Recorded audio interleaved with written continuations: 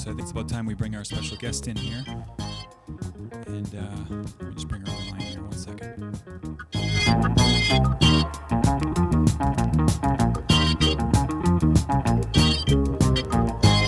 Hello, Cece. Can you hear me? I can hear you. Okay. Right on. Everybody in chat, can you hear Cece? Ani, everyone. Welcome, Cece. How are you? I'm doing great tonight. Thanks for having me. That's good. That's good. Good to hear. Yeah. So I'm super excited to have you on the program. And Thank you. Ooh. yeah. So let's talk a little bit. Tell us a little bit about yourself and what it is that you do. Oh, okay. Well, Ani, Jaboyjagan Nindishnakas Makwa Dodem. I'm from downtown Sault Ste. Marie. I wear a lot of hats. I would best describe myself as an activist, but I'm also a youth worker at Larimar Youth Home, and I'm the Algoma lead for Northern Lights Collaborative. Does that mean I have to speak up? No, you're good. Oh, okay, sorry.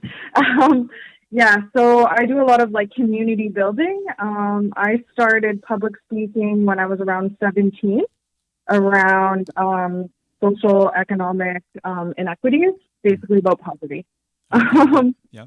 Well, I shared a lot of my experiences of just living in extreme poverty, facing hunger, couch surfing, all of those things, how to find clean laundry, dealing with social workers, finding an extended kind of community base to be kind of your family support. So that's kind of where I started my journey as far as community work.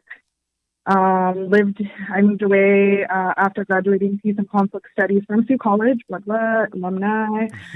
Sioux College, yeah. Yeah, I went up to the good old community college. Yeah. And then I moved away for a few years, lived in Hamilton and Sudbury, and came back to the Sioux about 4 years ago. Took community, economic, and social development at Algoma University. So shout out to them too, alumni. Mm-hmm. Yeah. And I graduated last year. Great. So since graduating, I've done a few things. Just to name, I recently received a $30,000 grant from Laidlaw Foundation for the To Teach Each Other Indigenous Cultural Program. Nice. And I've also been able to just complete the new Shining Moon workshop series with a collaboration with Northern Lights Collaborative and Young Leaders Circle and Coach Katrina. So we did 40 online youth workshops during the month of April that were free. And we were able to... Did you say 40? 40 in 1 month. Wow, that's amazing. Oh yeah, God. And we paid over 20 young people to participate in this. Yeah. So just as kind of a nutshell, I do a lot of work around youth and those who are facing barriers. And I don't know, I'm a shit disturber, so I'm not scared to shake up the pot and call out who needs to be called out in the community. I'm a little bit of a whistleblower, and that's okay. Yeah, well, we need that as well too. Everybody's got to be, kind of on the same team and playing the same game sometimes. And it's important to make sure that people know when they are not doing good, right? Like when there's something that they're doing that's detrimental to the community as a whole, it's important to make sure that they know that, because that's the only way that they can grow and learn. And I love that. I just I absolutely love that. I was going to ask you too. Obviously, you've done a lot in the time that you've been building community in Algoma. Tell me a little bit about Youth Odena and its roots. Good. I'm glad that you asked. Because when I asked about myself, I feel like I could probably talk for an hour. You got a lot. Yeah, absolutely.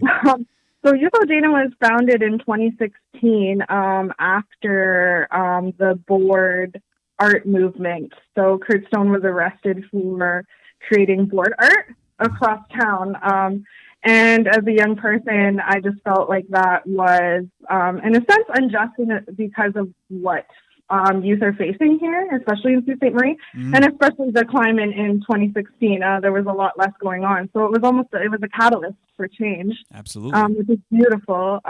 So Board Youth Stew started online on Twitter and turned into Youth Odana. About a year after that collective came together and uprise, we rebranded. So Odana means where the hearts come together. So essentially, Youth Odana means where the hearts of youth come together. So yeah, our main goal has always been to create like a stationary, safe space and point of contact for youth. But since 2014, we've done a lot of kind of community building and creating different safe spaces and using what we have here, the beautiful organizations and people that are providing for youth, and just finding a connection between what they're doing and where the youth are. So it's been a beautiful 4 years for Youth Odana. We've had countless events, parking lot parties with Sioux City, dance-offs, community festivals, you name it. We've had, conversations with politicians and had, made the news, and we're still gunning for that safe youth space though. So maybe after COVID, Sault Ste. Marie, that future Sault Ste. Marie, and that kind of role, we can kind of step up. We're waiting. Yes, absolutely. Yes. So for people that aren't in the Algoma region that are tuning in right now, the Algoma, well, Sault Ste. Marie in general, I guess, has had a lot of struggles when it comes to providing like a permanent space for youth gatherings, and that's been a constant kind of thorn in the side of the city planners and everybody that's involved in all these committees and all this kind of stuff. It's like, everybody says they want to get a youth center up. But in actuality, the history of that, we did have a youth center back in like the 90s and I think into like the early 2000s. And then the building had to be shut down because they had to tear it down. It was just a really old building, and it kind of relocated a couple times. And where did it go from there? I think what happened? It was at Collegiate Heights, and then moved to where currently St. Vincent's is. And I attended when it was there, and then it moved to the school that was at the end of Cathcart, kind of near the steel plant there. And then that was the last location it was at. And we haven't had a permanent youth space since then. And the concern is it's just, it's like kind of preventative community care. So we have a huge problem with addiction and poverty, and kind of lack of education. So if we had a centralized space where young people could gather, and feel like they belong, they wouldn't essentially be wandering around looking for that sense of community. Because community, moves into my humanities and your humanity, we're essentially one. Yeah, exactly. So if young people had somewhere they could just stop in and say hello and check in, maybe use some Wi-Fi, then maybe they can have, access to addiction services and access to education and access to, resources that are going to help them build their life out of poverty. Right. So it would actually create skills and save in other areas. So it's really a shame. It's been over 15 years since, probably closer to 20 since we've had a youth center. So yeah, I've been lobbying, and so have many other people. I just wanted to give it a shout out, Holly Drew is another young female who helps on the youth. Shouts to Holly Drew. Yeah. Shout out to Holly Drew. So it's just it's been a journey, and we're still lobbying here in the city for safe space. We're even to build on some of the safe space that's going on, like at Coach K's, where she's providing that safe space. If we were to invest in what she's doing, preach, right, and just create that sense of sustainability. So we're not sending our youth to the wolves. Because that's what we're doing right now. Yeah, it's kind of exactly right. Yeah, and I think that the stuff that Coach Katrina is doing to try to really bring that forward is really great. If anybody wants to look up Coach Katrina, it's Coach with a K and then Katrina, Katrina. You can look it up on Facebook, find it on Google, all that kind of stuff. She's doing some really great stuff for our community, and as far as providing safe spaces. But we definitely need a lot more. To be able to provide for the youth under the poverty line and close to it, because there's a lot of them here. So, absolutely. Real investment from all walks of life in our community, not just kind of pats on the back and flowers and that sort of thing. Exactly. Yeah. So my next question is, this might be a little bit of a tricky one here, but uh, what would you say in your words? Tell me, why is what you do important? I'd like to hear it in the words of the people that are actually doing the work, why they believe that that work for their community is important. Because it sounds so corny, but the change does start with you. So like I said, intro to this program, my journey started from my lived experience in poverty as a teen. Mm-hmm. And then because of community coming together and having so many, kind of pillars lift me up in the community, Right. I've become sort of like a celebrity success story. But there's so many other folks out there like me. So like I work frontline with youth, but then I also work structurally creating like different spaces and best practices around youth work and youth infrastructure. Mm-hmm. So now that I see it kind of on the other flip of the coin, I see those baby steps. I see the personal gains that each individual young person, sees and feels, and their success and their confidence building. I see young people who were once shy to come out are now leaders and using their own voice. And so when we empower others to use their skills and, their special light and voice, they essentially do the same for others. And then we're creating a stronger community together. Mm-hmm. If we create a stronger community together, it's not just good for us on the bottom, for the folks who, started from the bottom, now we're here. Yeah. It's also good for folks that are sitting, on those chamber of commerce tables, and that, are official elects. It looks real good on their resumes, and it helps build us as a community. They don't have Absolutely. kind of a weak arm of debt taking care of folks. Our community is essentially stronger together. Mm-hmm. So when we get with that kind of like community is economy, we have a chance for a better future for not only young people, but our entire community. And with a community that's largely unemployed, it's really important to start thinking with this new mindset of working together and helping others build their skills and grow. We're going to be depending on them very soon. Right, exactly, yeah, and that's an important insight to put out there for sure, because I mean, especially right now when they're like unemployment is definitely on the rise across the board with the everything that's going on with this virus and everything like that, all these businesses shutting down.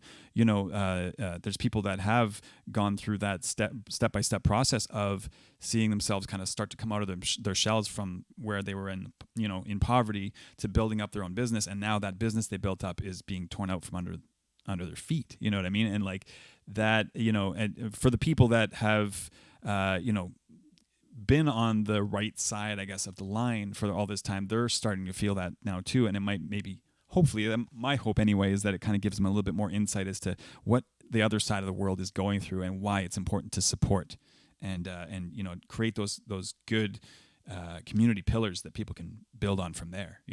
Like just because there's a virus going on doesn't mean we don't have the ability to build. You know what I mean? Like in whatever way we can. We're smart people. We are very smart.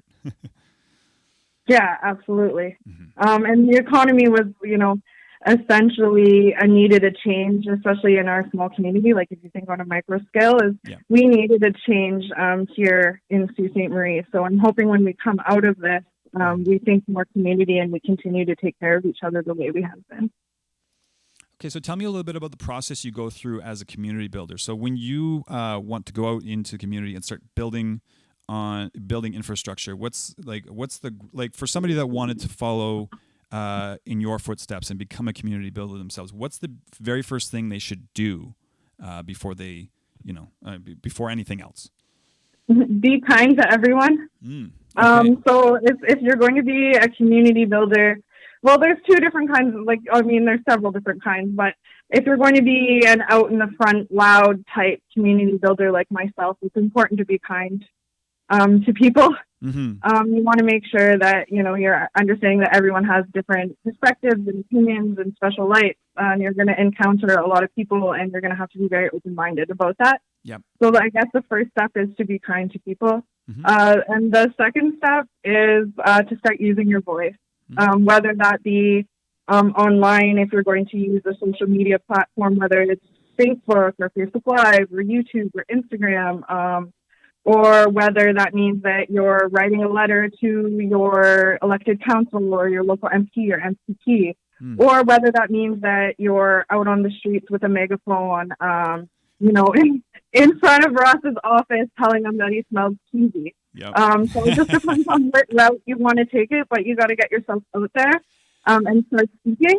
A good place to start is like small community organizations. They'll have people gathering, sharing circles, or small groups coming together to learn skills.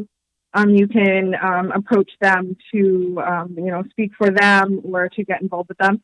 You have a specific passion. I was speaking more to public speaking, but I just thought about like passion work and heart work. Mm. If you have a specific passion, the most important thing to do is align with people who share your vision.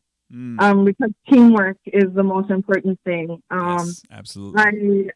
Any success I have is not my own, ever. Mm-hmm. I have so many great friends and so many different community members that help me on a personal and professional level on the daily. So the first thing to do is to align yourself with other people that care about what you care about, Mm-hmm. and to start having those conversations about how you can take action. So first thing is aligning yourself. Second is, having those conversations. And then the third thing is to actually take action and get out there. Mm-hmm. Absolutely. I love that. I love how you put that. That's amazing. I want to talk a little bit more. I think this is going to be we're getting close to the end of the interview, but I do want to talk a little bit more about your involvement in the music and arts industry in town. Because, I mean, as a community builder, obviously you wear a lot of hats and you do a lot of things, but you are also very active in music and arts in town too. So tell us a little bit about that. I love music. Mm-hmm. My name's Caceila. In Celtic, it stands for musical waterfall. So that makes perfect sense. How did I start? I've been involved in kind of watching and loved hip hop my entire life. I came to this New York hip hop shows over 15 or it was like 12 years ago, something like that now. Mm-hmm. And started falling in love with hip hop when I was a teenager, living with my dad in a 1-bedroom apartment. I would come to your shows and pay what you can and come in. Yep. So community was always hip hop to me, and I always felt at home there. Mm-hmm. So when I think about safe space for young people, music was always included in that. So when I started my journey doing youth work, even in Sudbury, I partnered with Sudbury Youth Rocks, and they would come to my teen center, supporting potential overtime with Teens The Spot, and they would do music with the kids, Joel Mackey would. So music is essentially healing. Like, it's a universal language. Like, everyone, no matter what you're going through or how you communicate, you can communicate with music, whether you're listening or sharing or making it yourself. So I've done a few things as far as just trying to help young artists use their voice and share their skills, because that's a running theme with me. Most, I guess, recognizable is last year, like Hanukkah Bello and I did Jam for Jam. Yep. And we had over 20 youth artists. 15 of them were under 20 and all of them were under 30. And they were, we put on a fundraiser for St. Vincent's Place. Mm-hmm. And we, some artists were singers, some were rappers, some were dancers, some were traditional dancers, and some were visual artists. So we had everything across the board. The mayor came. Yep. Shout out to Kristen. That's amazing. And we raised $1,600, I guess, for St. Vincent's Place and 57 jars of jam. Yeah, that's amazing. That's awesome. Yeah, so it's cool to give other artists a chance to use their voice. Mm-hmm. And then I've done a lot of work with Down syndrome because of my partner. Shout out to Down syndrome. Yep. And had my own little dabble in making music. Mm-hmm. My music's pretty I describe it as corny activist hip hop. I'm more of a lyricist than my flow, but I have something to say, and I think it's important if anyone has something to say and they want to make music or use their voice in any way. It's empowering and it's a peaceful way to create change, which is really important. So Sound Syndrome just dropped an album, Dreamcatchers.